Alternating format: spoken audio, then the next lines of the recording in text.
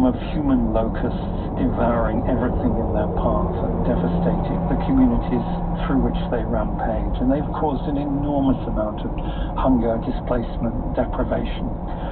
On its side, the Sudan army, because it's recognized by the United Nations as the legitimate government, has a sort of veto power over UN agencies, where they can go, what they can do, even though it doesn't actually have any on-the-ground control. And the UN has, in my mind, been extremely timid in standing up to them. So it's basically complied with their orders for not feeding places.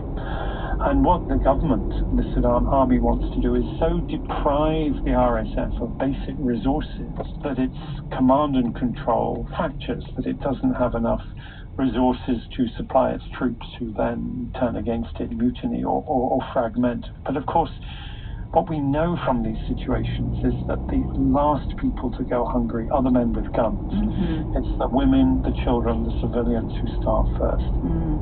It is interesting in a very dark way that both warring sides are using food as a weapon of war in slightly different ways, as you said. And what's particularly tragic here is that if you'd asked me the same question 10 years ago, I would have said forces in Sudan are doing this, but there's international pressure to stop them.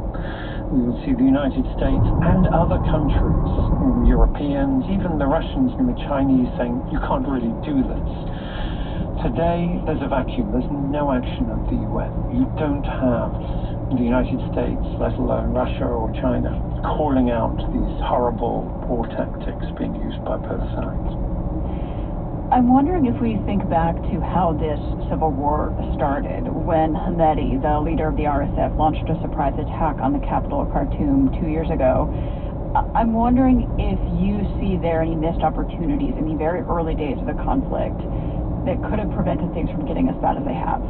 Intervention from foreign powers, whatever. I think right at the beginning, there was a possibility of concerted intervention led by the United States. That chance was missed. And as the war deepened, it's become more and more complicated. The effort that is required to solve it becomes bigger and bigger. And on the ground, among the Sudanese, the polarization, the bitterness, the divisions have only deepened. It's very easy to start a war. However casually, however quick you think that war may be, it can be very, very difficult to resolve it.